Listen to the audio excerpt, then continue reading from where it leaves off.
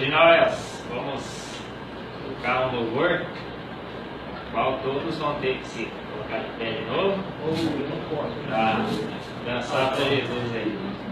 Isso vai dispor, vai dar uma repassada para a biografia.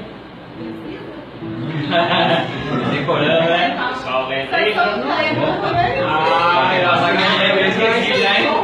Eu fiz uma vez só. Os irmãos vão se colocar em pé, por favor.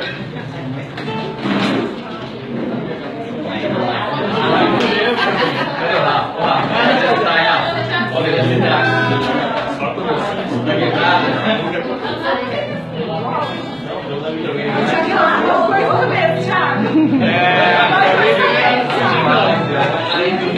Dessa vez eu não pode.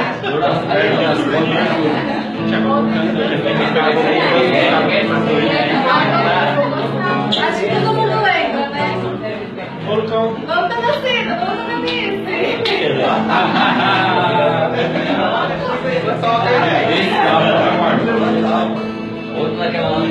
Não vai, ó.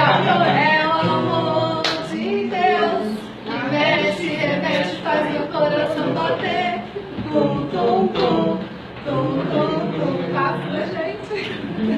Ó, nessa onda eu quero entrar. Como vocês estão no lugar, pode ficar. Vou sem medo e Jesus vai me ensinar a louvar, a louvar, a louvar. Depois é a cantar, a dançar, a dançar, a dançar,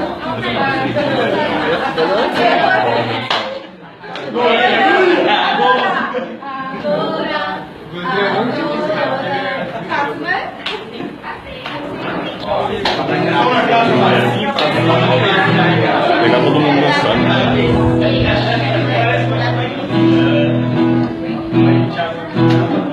Oi, Thiago, vamos dar isso aí, Thiago. Thiago, vou pegar o Marcos também, viu, Thiago?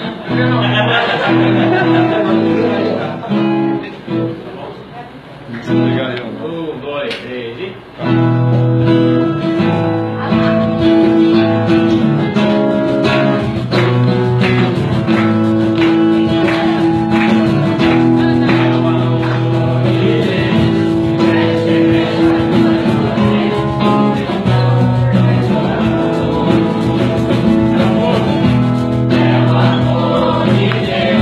é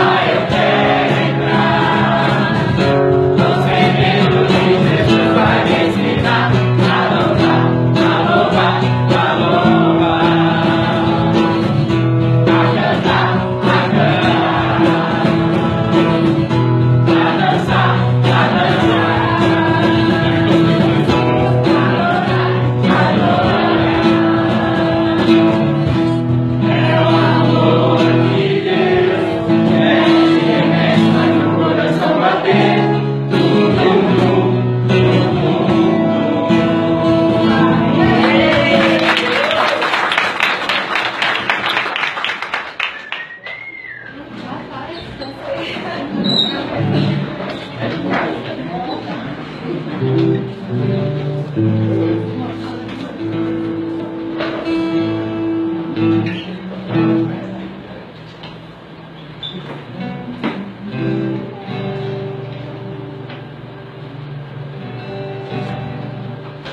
próximo louvor está bem no grupo nosso.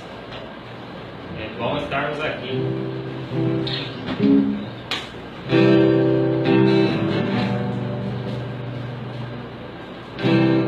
Bom estarmos aqui louvando a Deus. Podendo exaltar teu santo nome.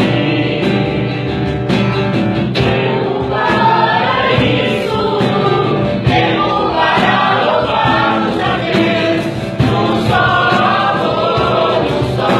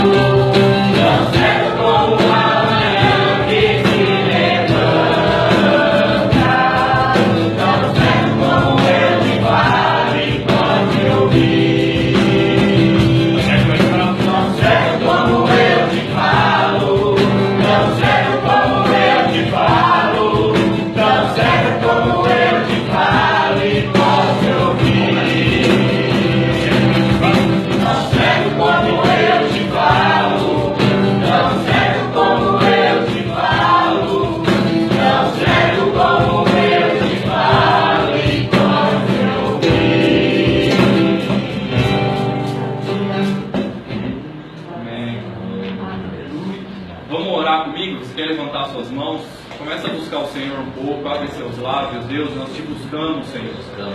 Nós te queremos. Nós estamos abertos, Senhor.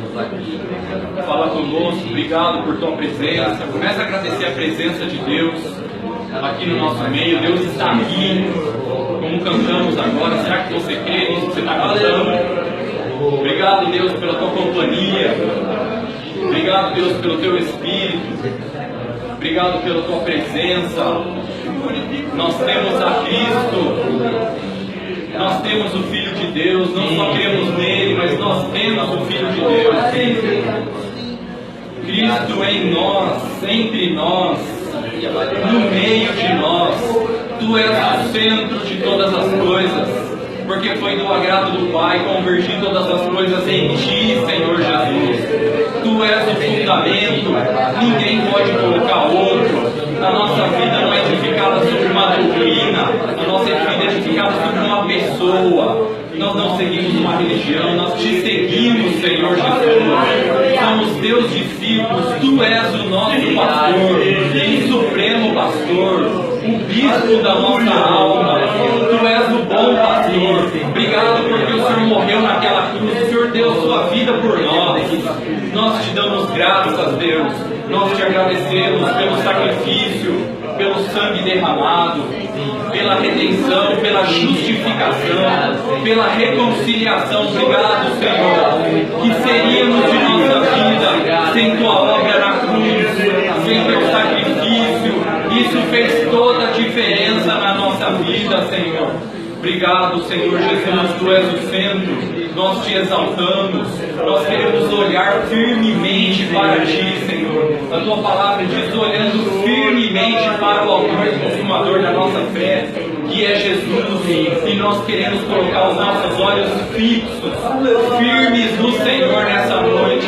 Tu és a nossa esperança, Senhor. Tu és o nosso socorro. Nosso socorro não vem dos montes, o nosso socorro vem de Ti, Senhor. Nós Te damos graças e Te buscamos, Te exaltamos, Te glorificamos, Te damos a honra. A Ti, Senhor, pertence o domínio, o poder e o reino, Senhor. É tudo Teu, todas as coisas são Tuas.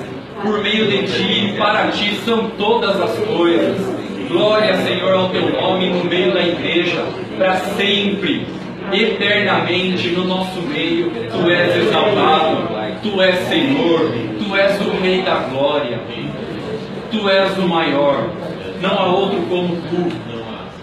Deus falou de muitas maneiras pelos profetas antigamente, mas hoje nos tem falado por meio do Seu Filho. Tu és a voz de Deus para nós, Senhor Jesus, o herdeiro de todas as coisas, mais alto do que os anjos, do que principados, do que potestades. Tu é mais do que a sombra. Tu és o herdeiro de todas as coisas. Tu és o centro, Senhor. Tu és o nosso cabeça. Tu és o nosso Senhor. Tu és o nosso Salvador também. Aleluia, Senhor. Que bom, Tu és tudo para nós, Senhor. Somos ovelhas do Teu rebanho. Sim, Senhor. Tu és o nosso alimento, Senhor. Tu és o nosso pão. Nós nos alimentamos de Ti, por isso não temos fome de outra coisa. Tu és a fonte de água viva, Senhor, inesgotável. Que bom beber de Ti, Senhor. Que bom, Tu és a luz do mundo, e nós Te seguimos, por isso não andamos em trevas. Que bom que Tu és a videira. Nós somos uns ramos tão cuidados por Ti, conectados com essa videira verdadeira. De Ti nós recebemos a vida. Obrigado, Senhor Jesus. Obrigado, Senhor Jesus. Nós nos alimentamos de Ti. Nós dependemos, Senhor, de Ti. Nós precisamos de Ti. Não somos nada sem Ti.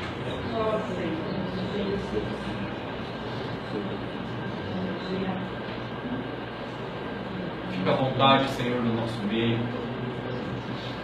Fica livre, Senhor, entre nós. Aqui, Senhor, é Teu lugar, entronizado no meio do Teu povo.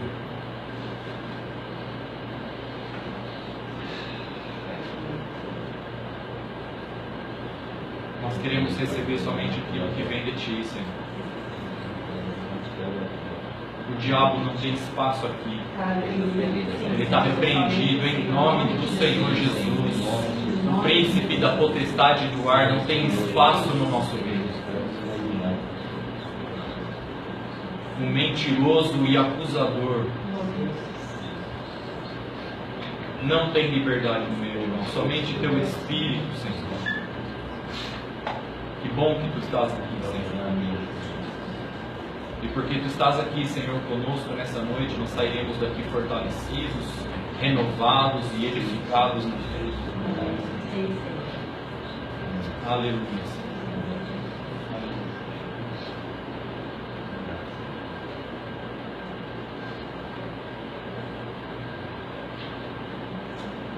Marcos, vamos aqui, então, descer, vamos compartilhar só deixa eu posso? Claro. Aí em Efésios 3:8. A mim, o menor de todos os santos, me foi dada esta graça de pregar aos gentios e o evangelho da insondáveis riqueza de Cristo.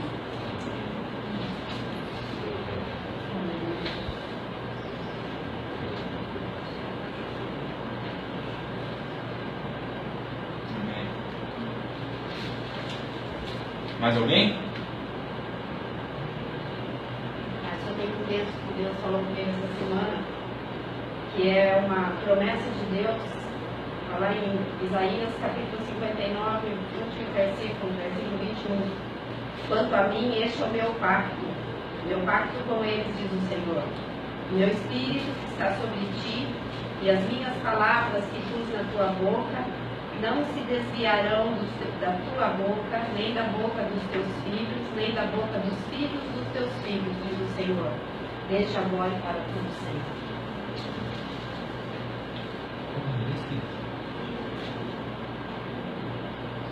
Isaías 59, 21.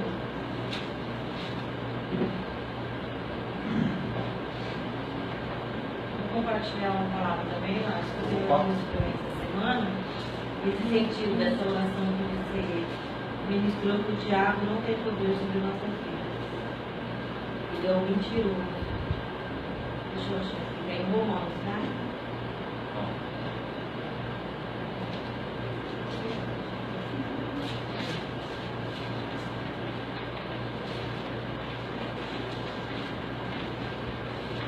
Depois, quem quiser ler em casa a leitura de Romanos, o inteiro, aí eu separei alguns versículos aqui para compartilhar com vocês. No capítulo 8? Isso, de Romanos. Agora já não existe mais nenhuma condenação para as pessoas que estão unidas com Cristo Jesus. Esse versículo não tem condenação conosco, porque nós estamos unidas com Cristo Jesus.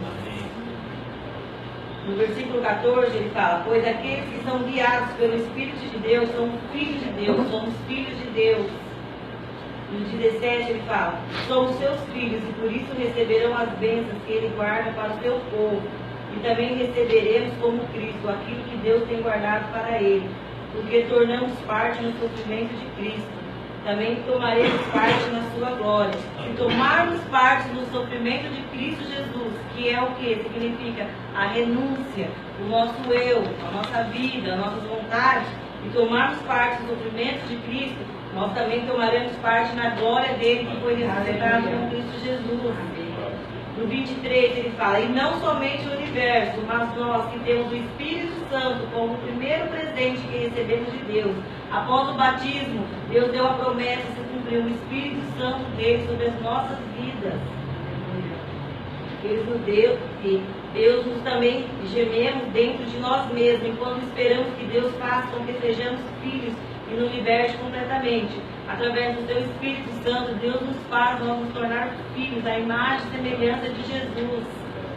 No Romanos 28 fala: pois sabemos que todas as coisas trabalham junto para o bem daqueles que amam a Deus, daquele a quem Deus chamou de acordo com o seu plano, o seu propósito. Nós somos chamados para o propósito de Deus. No 38 ele fala: pois eu tenho a certeza de que nada pode nos separar do amor de Deus, nem a morte, nem a vida, nem os anjos, nem outras autoridades ou poderes celestiais, nem o presente, nem o futuro, nem o mundo lá de cima, nem o mundo lá de baixo. Em todo o universo não há nada que possa nos separar do amor de Deus, Aleluia. que é nosso por meio de Jesus Cristo, nosso Senhor. Mas também vemos que essas são as vontades de Deus em nossas vidas. Mas também o Romanos fala em alguns versículos. No versículo 8, por exemplo, as pessoas que vivem de acordo com a natureza humana não podem agradar a Deus. Devemos viver com a vontade de Deus em nossas vidas. Porque as pessoas que viverem de acordo com a natureza humana, vocês morrerão espiritualmente. Mas se pelo Espírito de Deus vocês matarem as suas ações pecaminosas, vocês também viverão espiritualmente. No versículo 11 ele fala: se vocês vivem o Espírito daquele que ressuscitou Jesus, então aquele que ressuscitou Jesus Cristo também dará vida para o corpo mortal de vocês, por meio do Espírito que vive em vocês. Após a morte e ressurreição de Cristo, nós também morremos e fomos ressuscitados em Cristo Jesus. E o Espírito dele nos dá vida e tem abundância na palavra do Senhor, para mantermos firmes com Cristo Jesus. Amém? Amém. Você tem um texto para ver, que é Deuteronômio 3:28. Mas da ordem, Josué, anima-o e fortalece. Ele passará diante deste povo e levará a construir a terra do Verá. Deus falou para Moisés preparar Josué. O que instrumento que deu para tirar é que os mais velhos ajudarem a próxima geração a se fortalecer e continuar no trabalho. E a direção que vocês prepararam também, deve preparar a próxima. Esse trabalho não para acontecer conforme o tempo passa.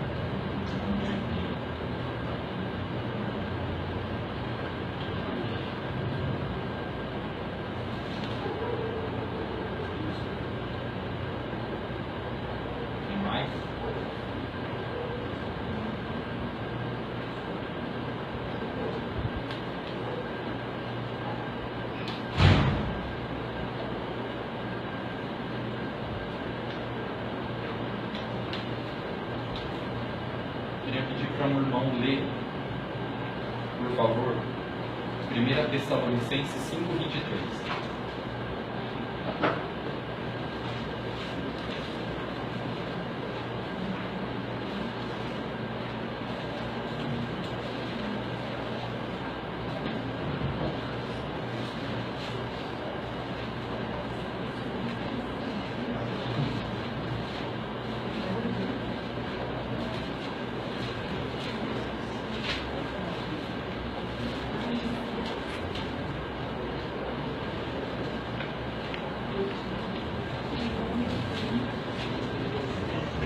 Tessalonicenses 5:23. Quem pode ler, por favor?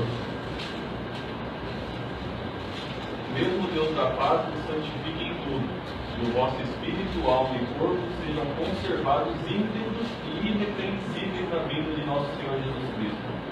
Eu gostaria de colocar atenção em 3 palavrinhas aí desse versículo: espírito, alma e corpo. Estão vendo aí? O mesmo Deus da paz vos santifique em tudo. Que tudo? Espírito, alma e corpo. Amém?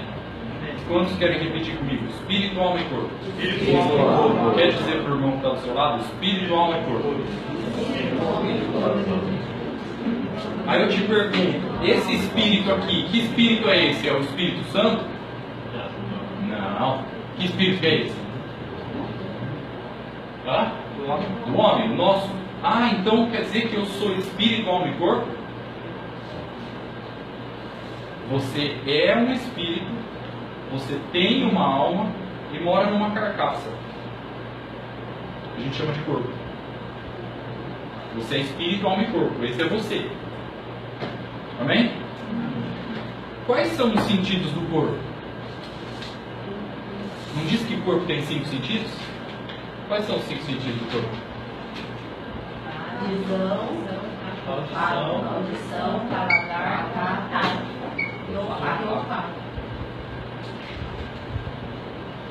Quais são os sentidos da alma? Intelecto ou pensamentos. O que mais? Emoções ou sentimentos e vontade. Ah, então a alma tem 3 sentidos? O corpo tem 5, a alma tem 3. Os sentidos da alma são intelecto, sentimentos e vontade. E o sentido do espírito qual é? Consciência. É ali que o Espírito Santo fala. Sabe quando você quer pecar, o Espírito Santo apita? Aonde ele está apitando? Na sua consciência.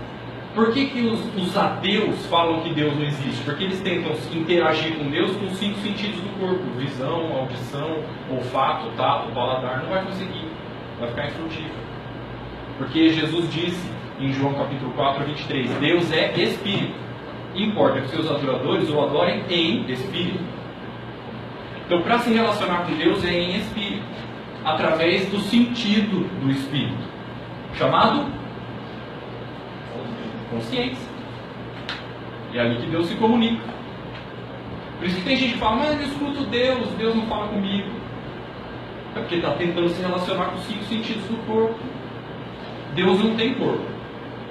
Ele faz parte do plano espiritual. O homem faz parte do plano espiritual e do plano natural, porque o homem tem espírito e tem corpo. Mas Deus é espírito. Jesus disse em João 4, 23. Por isso que Paulo fala: andai no espírito e vivei no espírito. Sabe uma coisa interessante?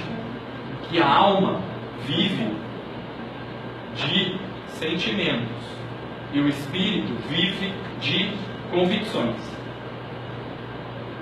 Se você quiser alimentar o seu espírito, você precisa fortalecer as convicções que você tem, não os sentimentos. Ah, mas eu não estou sentindo. Isso aí é a tua alma, ela se alimenta desses sentimentos. Eu não estou sentindo. Esses sentimentos aí alimentam a alma. O que alimenta o teu espírito são as convicções. Aonde nós encontramos as convicções? Na palavra de Deus. Ali você encontra as convicções que sustenta o teu espírito. Lembra de Gálatas 5 que fala que a carne milita contra o espírito contra a carne? O que é milita? Luta. A carne luta contra o espírito luta contra a carne, porque são opostos entre si. Qual você alimentar vai ganhar.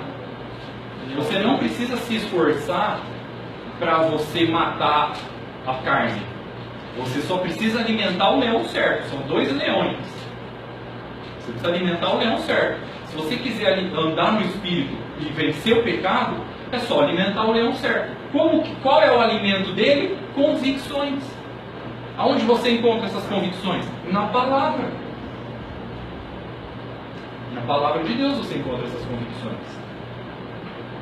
Por exemplo, quando você lê lá que Jesus é eterno, é uma convicção que alimenta o nosso espírito, que ele se fez carne, que ele nunca pecou, que ele fez grandes obras, que ele morreu pelos nossos pecados, que ele ressuscitou, que ele foi exaltado, que ele vai voltar, que Deus é o Criador do céu e da terra.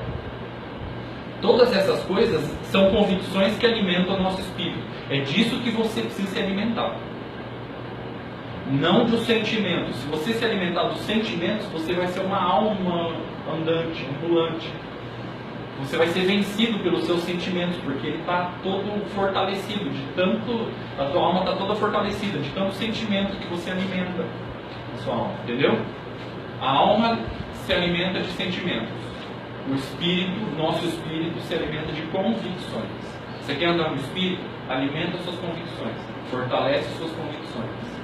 Se alimente de convicções, não de sentimentos, não de emoções, não das coisas lícitas desse mundo. Tá? Agora, voltando lá, nós somos espírito, alma e corpo, certo? Nós somos espírito, alma e corpo. Vou extrair daqui a alma só. Nós vamos falar um pouco da alma. Extrai só a alma daqui. Tá? Pega a alma aqui, ó. A alma, como já dissemos, é feita de intelecto, sentimentos e vontade. A prova disso é que quando eu pergunto para você quanto é 3 vezes 3, eu estou estimulando o seu raciocínio. Você está raciocinando para chegar à conclusão que é 9. Ou quando eu pergunto o número do seu celular ou o endereço da sua casa. Você está raciocinando. Isso é a prova que você tem intelecto. Agora, a prova que você tem sentimentos é quando você fica triste, feliz, ansioso, sente medo. Tudo isso são sentimentos. Quando o Corinthians perde, eu fico feliz. É um sentimento que me dá. Isso prova que eu tenho sentimento. Então hoje você está triste. Hã? Então hoje você está triste. O Corinthians ganhou? Eu tenho sentimentos. E eu tenho vontade também. Hoje me deu uma vontade de tomar sorvete à tarde. Nós temos ou não temos vontade? Olhar aqueles check-in da Ju lá na praia, dá vontade de ir para a praia? É vontade, nossa alma é feita de vontade. O problema é você ficar alimentando essas coisas, você nunca vai conseguir andar no espírito, tá? Mas vai guardando essas informações. Agora eu quero pedir para um irmão ler Mateus 6,25, outro irmão ler Filipenses 4,6, outro irmão ler 1 Pedro 5,7. Por favor.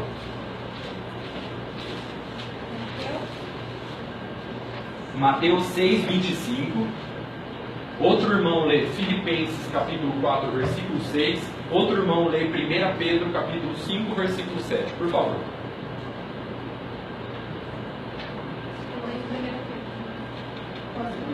Sim. Por isso vos digo, não sejais ansiosos quanto à vossa vida, pelo que haveis de comer, ou pelo que haveis de beber, nem quanto ao vosso corpo, pelo que haveis de vestir. Não é a vida mais do que o alimento, e o corpo mais do que o vestuário? Não andeis ansiosos por coisa alguma, antes em tudo sejam os vossos pedidos conhecidos diante de Deus pela oração e súplica com ações de graças. Lançado sobre ele toda a vossa ansiedade, porque ele tem cuidado de vós. Pode repetir os textos? Mateus 6,25.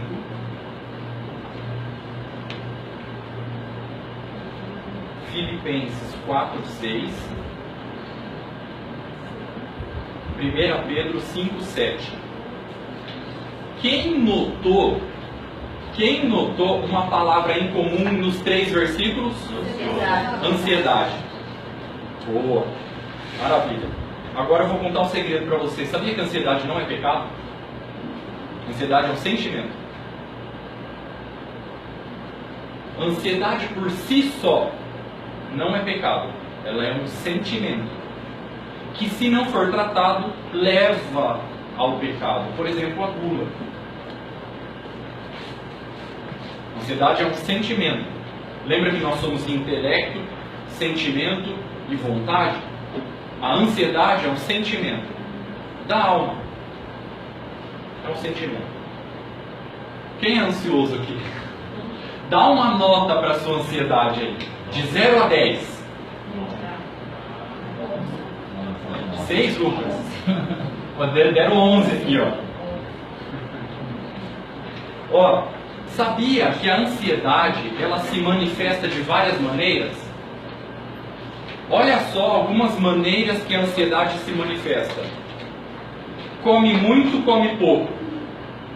Dorme muito, dorme pouco. Trabalha muito, trabalha pouco. Isso é a forma de ansiedade se manifestar, sabia? Tudo que é excesso, essa compulsão repetitiva, ou tudo que é excesso, é uma forma de ansiedade não tratada. É uma forma de ansiedade não tratada. Tem 4 excessos permitidos na Bíblia. Não sei se eu vou lembrar. Em tudo dai graças é um excesso. Tudo que vier às vossas mãos seja feito com todo o coração ao Senhor. Amarás ao Senhor com todo o teu coração, com toda a tua força, com toda a tua alma. E não lembro o outro. Falei em tudo dai graças? Falei? Tem 4. Se eu lembrar da outra, eu anoto aqui. Orai sem cessar. Meu chamar. Orai sem cessar. É um outro excesso permitido pela Bíblia. Os 4 excessos que a Bíblia permite são esses. Orar sem cessar, em tudo dar graças. Amar o Senhor com todo o coração, toda a alma, toda a força, todo o seu entendimento. E tudo que vier às vossas mãos, faça ao Senhor com todo o teu coração. São os 4 excessos permitidos pela Bíblia. O resto é ansiedade. Ó, eu vou repetir aqui e vou fazer mais acrescentar alguns itens à lista. Come muito, come pouco. Dorme muito, dorme pouco. Trabalha muito, trabalha pouco. Hiperatividade. Já viu uma criança? Não para? Sabe o que é isso? Ansiedade. Medo de falar em público. Sabe o que é isso? Ansiedade. Começa a suar a mão. Sabe como é que é o nome disso? Somatização. Sabe o que é somatização? É quando a tua alma está ansiosa e ela descarrega no corpo, reflete no teu corpo. Cai cabelo, soa a mão. Tem gente que perde a voz, dá dor de barriga. Sabe o que é isso? Ansiedade. Descarrega tudo no corpo. O corpo sofre. Aí a gente acha que é físico. Vai ver a ansiedade. Salvo quando é verdadeiramente físico o problema, tá? Nós estamos falando sobre ansiedade. Cai cabelo. Cai cabelo do cara, mas pô, o que é esse negócio ali? É calvície? Vai ver a ansiedade. Carlinhos, ansiedade.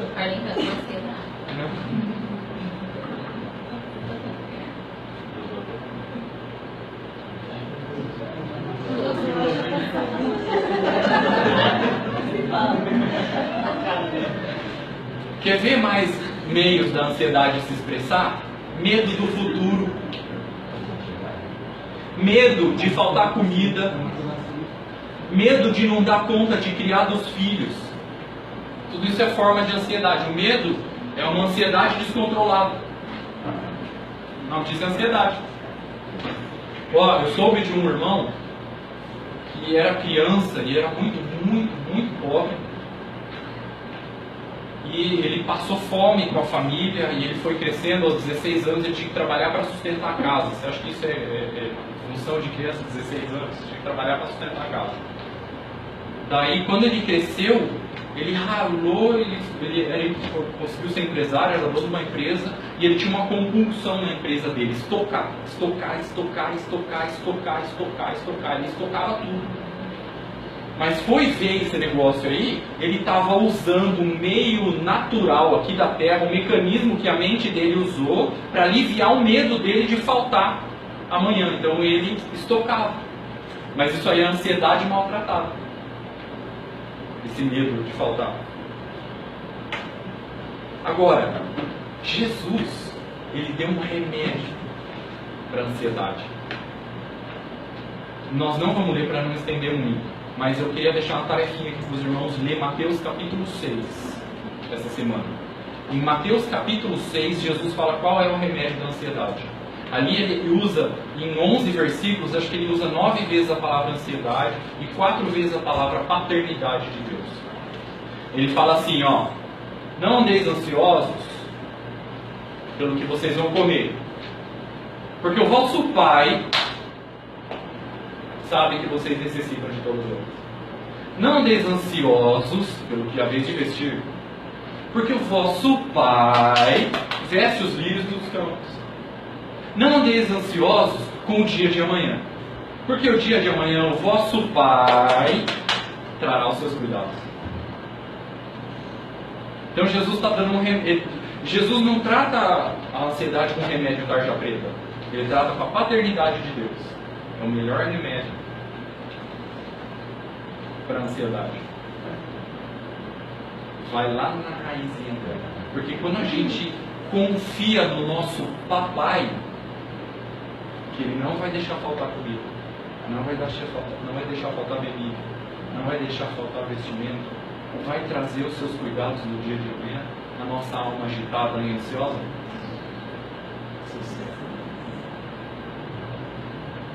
Nosso papai é um papai cuidadoso, amoroso. Jesus disse que ele tem tanto cuidado que ele contou todos os fios da nossa cabeça. Você já contou os fios da cabeça da Mica? Já, Edivaldo? Não? É só um pai com excesso de cuidado para cortar todos os fios da cabeça do filho, né? Esse é o nosso pai. Nosso pai contou todos os fios da nossa cabeça. Esse é o nosso pai. É engraçado, é legal que em Mateus 6 Jesus apela, porque ele fala assim: olha para os passarinhos. Eles não plantam, não colhem, não ajuntam em celeiro. E o vosso pai cuida de todos eles. Ou algum de vocês já viu o passarinho morrer de fome? Nunca vi. Você nunca vai ver também. Já vi morrendo eletrocutado. Mas de fome, eu nunca vi o passarinho morrer. Quando a gente começa a cuidar dele, ele morre, né? Se a gente deixa Deus cuidar, ele não morre, né? Porque o papai, ele cuida. Ele cuida. O passarinho, ele não planta, não colhe e não ajunta em celeiro. Ele não tem geladeira, ele não tem despensa, ele não tem armário para guardar no dia de amanhã e não morre de fome. Aí Jesus fala assim: e vocês que valem muito mais do que um passarinho? Você acha que o vosso papai vai deixar vocês morrer de fome? Você acha mesmo que é possível? Não tem como. Não tem como. A palavra pai no grego é pater. Tem 3 significados: sustentador, nutridor e protetor. Essa é a função do pai, do nosso pai. Ele tem 3 funções: ele protege, ele sustenta, ele direciona, ele coloca limites. Sabia que o papai às vezes coloca limites? Agora não é hora, filho. A gente fica bravo pra valer, né? Não fica? É a função do pai. O pai não faz isso por causa de birra. Já viu o discipulador colocando limite? Agora não é hora. Não dá. Colocar limites não é que está fazendo birra, está podando, está protegendo. É uma função do pai. Proteger.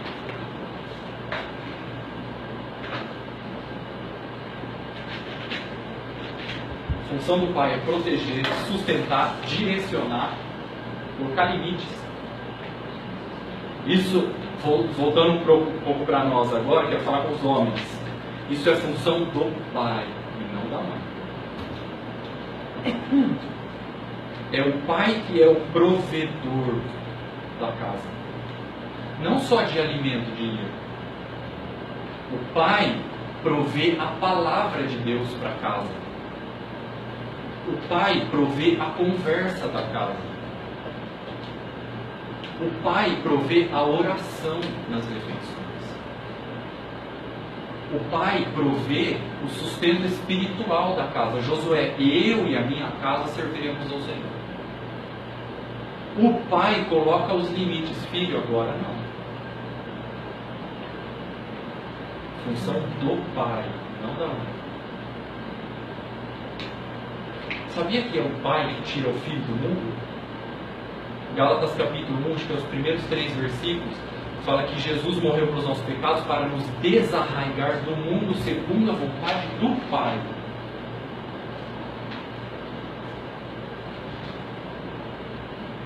Por proximidade, o erro da mãe fica mais grave do que o pai. Vou pegar um exemplo aqui que eu aprendi. Um exemplo absurdo.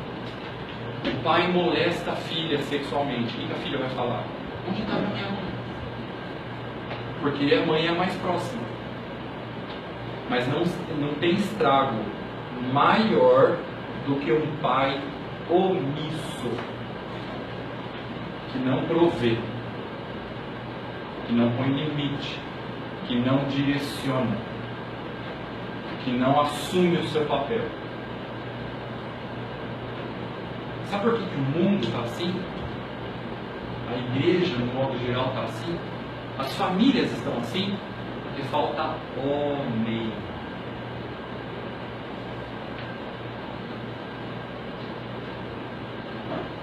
Sabe por que o erro do pai é o pior que tem, porque ele compromete a imagem de Deus no lar.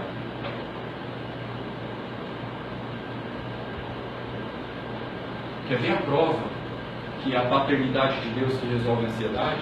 Eu soube de um testemunho de uma criança que estava dando trabalho para valer na escola. E os pais achavam que era rebeldia do filho. E aí um pastor foi aconselhar essa família e identificou ali, começou a pesquisar o que o pai faz. Trabalha fora, viajando, quase nunca vê o filho. Aí ele falou, é ansiedade, não é rebeldia. Aí ele deu um desafio para a família, ó, eu quero 2 semanas fazendo atividades na casa, em família, qualquer atividade. Mas o pai tem que estar todos os dias presente na casa. Eu quero que o filho veja a imagem do pai na casa, todos os dias. O pai não precisa ser muito sábio, não. Não precisa ter muita revelação, não. Então o filho tem que ver, meu pai está aqui, ó. Opa, meu pai está aqui. Ele vai lá, pronto, meu pai é aqui. Tem que ver o pai todo dia. Em 2 semanas o menino melhorou na escola. Sem tratar nada de assunto escolar, mudar de escola. Era ansiedade, por falta da presença do pai. É a paternidade que resolve a ansiedade. Paternidade. Ah, Márcio, e você que não tem pai? Meu pai morreu há 7 anos, então eu estou condenado a ser ansioso? Não. Por quê? Porque eu tenho meu pai. Meu pai celestial, que põe limites para mim, que provê o meu sustento, que me direciona. Meu papai, ele cuida. Deus é bom, Deus é muito bom. Por isso que fala lá, né? Provar e ver que o Senhor é bom. Se você prova, você vai ver que Ele é bom. Se você provar dele, do Pai sustentador, protetor, que direciona, que põe limites, você vai ver que Ele é bom. O que resolve é a paternidade de Deus. Então o que nós precisamos fazer? Fortalecer a nossa confiança na paternidade de Deus. Deus é meu Pai, Ele cuida de mim. Ele não vai deixar faltar nada. Não andeis ansiosos pelo dia de amanhã, porque o amanhã, o vosso Pai trará os seus cuidados. Basta a cada dia o seu próprio mal. O tempo do diabo tem um nome: amanhã. O tempo de Deus tem um nome: hoje. E o diabo quer roubar o teu hoje, deixando ansioso o teu amanhã, porque aí você não vive o hoje. Porque a estrada que você vai andar amanhã, você pavimenta hoje. Sabe como a ansiedade entra nos nossos sentimentos? A ansiedade é um sentimento. Sabe como que ela chega até os sentimentos? Jesus nos contou como é. Em João 16, 6, não abra. Jesus falou assim, ó: porque vos tenho dito essas coisas, a tristeza encheu o vosso coração. Sabe o que Jesus está ensinando aqui? Por onde entra a ansiedade, a tristeza e os sentimentos? Pela mente. O que está acontecendo aqui? Vou explicar melhor. Jesus começou com uma conversa com os discípulos assim: ó, eu vou morrer. Eu vou para Jerusalém, vou ser crucificado, vou morrer. Eu vou morrer, vou ser crucificado, o Filho do Homem vai ser entregue. E por que vos tenho dito essas coisas, a tristeza encheu o vosso coração. Mas por onde entrou essa tristeza? Como que chegou até os sentimentos deles lá? Através da... A mente é a porta de entrada dos sentimentos. Entende isso? Entenda isso, ó. Não é intelecto, sentimentos e vontade? O que entra na sua mente, passa pela sua mente, por isso que o diabo usa sofisma. Entende agora por que é o perigo da sofisma? O que é sofisma? É uma mentira em forma de verdade. Ele lança na sua mente assim, ó, você não consegue. Aí isso desce para os seus sentimentos, dá complexo de inferioridade. Isso é um sentimento, complexo de inferioridade. Aí depois chega na tua vontade, não tenho vontade. Por que você não tem vontade? Alguma coisa entrou na sua mente, passou pelos seus sentimentos e atingiu a tua vontade. Por isso que a palavra fala para a gente usar o capacete da salvação, para anular os dardos inflamados do maligno. Porque o dardo ele atira na mente. Ele joga uma mentira na tua cabeça, você acredita, isso desce para os seus sentimentos. Aí você fica ansioso. Por que você acha que tem gente com medo de morrer? Porque entrou alguma coisa na cabeça deles. Que não foi Deus que falou. Que não foi uma convicção que ele encontrou na palavra. Entenda isso. A mente é uma porta. O que entrar ali vai atingir seus sentimentos, vai deixar você feliz ou triste. Porque você tem dito essas coisas, a tristeza encheu o nosso coração. Jesus está ensinando que o que entra na sua mente vai atingir seus sentimentos. Aí vai deixar você com um complexo de inferioridade. Aí vai atingir lá na sua vontade, você vai ficar com vontade de fazer nada. Alguma coisa entrou na sua cabeça. E você sabia que Deus nos leva como papai? Olha como Ele é papai. Ele nos leva a mapear os nossos pensamentos, sabia? Eu já peguei Ele fazendo isso comigo. Em Salmo 4 fala assim: consultai os vossos pensamentos no travesseiro. Está escrito isso em Salmo 4. Várias vezes eu já me peguei deitado no travesseiro, eu começo a consultar os meus pensamentos, as coisas que aconteceram no dia. Aí um dia eu identifiquei uma sofisma que tinha entrado na minha cabeça e tinha me deixado triste o dia inteiro. E eu não sabia por quê. Às vezes você está com batedeira, você está ansioso, você está triste, você está mal. Não sabe por quê. Alguma coisa entrou na tua cabeça, meu irmão. A porta de entrada é aqui, ó. Ele atinge os seus sentimentos. Só que você vai procurar seus sentimentos, você não vai achar. Você vai só achar tristeza, ansiedade, medo. Sabia que síndrome do pânico é uma ansiedade não tratada? Depressão? É um excesso de ansiedade. A ansiedade está extrapolada. Por que ficou ansioso? Entrou uma coisa na cabeça. Porque eu vos tenho dito essas coisas, a tristeza encheu o vosso coração. Jesus disse, isso entrou na mente deles, pelo ouvido, e desceu para os sentimentos. Eles ficaram tristes. E aí, o nosso papai nos leva a mapear os nossos pensamentos. Por exemplo, uma vez, eu já sofri com esse negócio de ser solteiro. Chorei muito já. Mas Deus me tratou nisso daí. Mas eu percebi que eu ficava triste. Eu não sabia por quê. Aí um dia eu estava mapeando os meus pensamentos e eu percebi que eu tinha visto um casamento na televisão. E aí entrou um negócio na minha cabeça lá, até ele casa e eu não. Pronto, entrou. Aí isso aqui foi para onde? Para os sentimentos. Aí me deixou triste. Nunca vou conseguir. Nunca vou conseguir. Me deixou com um complexo de inferioridade. Nunca vai dar certo. Deus esqueceu de mim. Aí tirou a minha vontade. Eu nem quero mais casar. Entrou por aqui.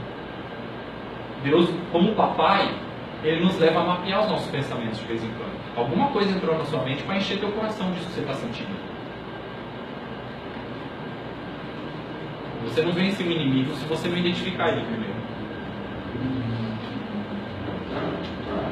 Salmo 4 fala: consultai os pensamentos no travesseiro. Por que você está triste? Por que você está ansioso? Por que você está com medo? Alguma coisa entrou. Acha esse negócio e confere com as convicções da palavra de Deus. Aí você vai conferir com as convicções da palavra de Deus. Quando a Maria chegou no túmulo lá, toda apavorada lá, porque Jesus tinha morrido, aí Jesus falou assim: mulher, não me detenhas, eu vou para o meu pai. Não me detenhas de eu morrer, da minha morte. Eu vou para o meu pai. Morrer é uma alegria para o pai. Em Apocalipse fala que Deus tem alegria na morte dos seus santos. Não tenha medo de morrer. Eu não vou ser enterrado. Realmente. Por isso que tem um texto de Provérbios que fala assim: o poder da vida e da morte está na língua. Porque a gente tem que tomar cuidado com o que a gente fala para as pessoas. Vai falar para a criança ou para uma pessoa: você é burro, você não faz nada direito, você não consegue, quebrou o copo de novo. Você está agredindo a mente dessa pessoa. O poder da vida e da morte está na língua. Provérbios 25 fala assim: com maçã de ouro servido em bandeja de prata é a palavra dita a seu tempo. Você quer servir uma palavra boa para uma pessoa, como uma maçã de ouro, uma bandeja de prata, é um alimento refinado. Cuidado com suas palavras. Se ela for dita no seu tempo, sua palavra vai gerar vida na pessoa. Mas você fala na hora da raiva, da explosão, você não consegue, tá vendo, de novo, joga na cara, fica levantando de fundo. Você fez isso aquele dia, mas lembra? Você detona a alma da pessoa que está jogando. E aquilo vai entrando, vai entrando. E a tristeza vai enchendo o coração da pessoa. A gente tem que tomar cuidado com as coisas que a gente fala para as pessoas. A gente tem que tomar cuidado com as coisas que a gente ouve. A gente tem que gerar uma imunidade contra essas palavras agressivas que nós ouvimos, contra sofismas, contra os que as pessoas falam. Patrão, esculacha o funcionário. Está acabando o funcionário. O poder da vida e da morte está na língua. Teve um irmão, eu até postei no grupo de discípulos aí o testemunho do Daniel Gottfriedson, filho do Jon. Ele falou que quando ele era adolescente, ele estava tocando e cantando, e uma irmã lá da igreja falou assim: que voz horrível que você tem. Ele acolheu aquilo durante anos na vida dele. E durante anos na vida dele, ele ficou sem cantar em público. Os outros falavam: olha, mas você tem o dom. As pessoas viam nele e ele não cantava e não tocava em público. Porque ele acolheu aquilo dentro dele, aquilo afetou os sentimentos dele, gerou um complexo de inferioridade. Eu não consigo, minha voz é horrível. Às vezes isso vem de criança, né? Os nossos pais não tinham a sabedoria de Deus para cuidar de nós. E vai falando aquele monte de coisa para nós. Aí a gente cresce hoje, depois de nascer de novo, e encontra em nós um monte de sentimento de rejeição, se sente rejeitado pelas pessoas. Alguém fala um não, mas hoje não dá para mim, eu já tenho compromisso, se sente rejeitado, não gosta de mim. Não me ama nada, eu falo que é família. Por quê? Porque está com um sentimento, chama fortaleza. Está com um sentimento dentro dele chamado rejeição. Às vezes vai ver isso daí, vem lá de criança, os pais falavam um monte. Olha só, a rejeição e a revolta são sentimentos que normalmente têm sua origem na infância, no relacionamento com os pais e irmãos. Também pode ocorrer no momento da concepção ou durante uma gravidez por várias razões, tais como medo de não ter recursos financeiros para criar a criança. A mãe rejeita o próprio ato sexual, abrindo brechas para que o inimigo atue, fazendo a criança sentir-se rejeitada. Os pais não queriam mais ter filhos, fecharam a fábrica e não admitiam a concepção de mais um. Ou porque atrapalha os planos do casal naquele momento. A pessoa com esses sentimentos irá ter problemas com as autoridades que encontrar pela frente. A rejeição tem sido uma das áreas de ataque mais intensas de Satanás. Ele sabe que se nos sentirmos rejeitados por pessoas, especialmente se rejeitados pelos pais, teremos dificuldades em conhecer a Deus como Ele realmente é. Infelizmente, muitas pessoas acabam se sentindo rejeitadas pelo próprio Pai Celestial. A libertação das muralhas da rejeição é revigorante. Por ser uma das armas mais usadas por Satanás, precisamos derrotá-lo com as armas que o Senhor colocou à nossa disposição. A estratégia de Satanás é danificar minha identidade por meio de atos, palavras, deboches, rejeições, humilhações, pecados, tudo que provoca trauma. A pessoa que se sente rejeitada vai expressar algumas dessas reações ou sentimentos. Negação da rejeição. Eu não ligo mesmo. Retraimento ou timidez. Rebeldia. Às vezes a gente é rebelde. Vai ver, é rejeitado. Não é rebelde. Ressentimento. Autocomiseração. Ninguém liga para mim, ninguém manda mensagem para mim, ninguém me chama para sair, ninguém gosta de mim. Insegurança. Olha, isso é um perigo. Você vai falando para a pessoa, né? Você não consegue, você fez errado, tá vendo? Você lembra? A pessoa vai ser insegura. O poder da vida e da morte está na língua. Agora, se você falar, você pode em Cristo Jesus. Você pode tudo nas coisas que te fortalecem. O teu pai vai cuidar de você. Você é uma nova criatura em Cristo Jesus. Você é livre do pecado. Você é livre da sua velha natureza terrena e natural. Palavras de afirmação que geram vida. Isso que tem que sair da nossa boca. Senão as pessoas, às vezes a gente faz e nem percebe, né? Aí tem uns negros inseguros em nossa volta, a gente não sabe porquê. Vai ver a gente que deixou eles inseguros de tanto dar pancada. Depressão, crítica, às vezes uma pessoa muito crítica porque se sente rejeitado. Resistência, teimosia. Sabia? Essa é, olha aí. Gente teimosa porque se sente rejeitada. Manipulação, autodepreciação ou complexo de inferioridade, apatia e desânimo, senso de inaptidão, sentimento de culpa, agonia, desespero. Às vezes a pessoa se sente rejeitada e expressa tudo isso aqui, ó, viver cura na alma. E aqui é interessante que ele fala que para vencer essas coisas, ó, ele fala aqui, ó, desejo da rejeição. É o desejo que os outros sintam pena de nós. Nos entregamos à autocomiseração, pena de si mesmo. Usamos todas as nossas rejeições para fazer com que os outros nos dêem atenção e nos amem. Mas na realidade, o que recebemos é piedade, não amor. O desejo de ser rejeitado pode provocar desesperança, baixa autoestima, depressão, suicídio, gula, anorexia. O que é anorexia? É o negócio do magro lá? Entre outras consequências, as pessoas evitam aqueles que só falam de seus problemas. Rejeição provocada por outros decorre de uma reação interior negativa às feridas causadas por outras pessoas. Autorrejeição. E aí ele coloca aqui, ó, várias verdades. Olha quantas aqui, ó. Tem uma página, tem 2 páginas de verdades que precisam ser reafirmadas no nosso coração, proclamadas com a nossa boca, oradas. E essas convicções, lembra que o Espírito vive de convicções e a alma de sentimentos? Essas convicções aqui precisam alimentar o nosso espírito. Nós precisamos ler, proclamar, profetizar na vida uns dos outros dessas convicções aqui. Porque é isso aqui que faz vencer essas fortalezas de rejeição, de revolta.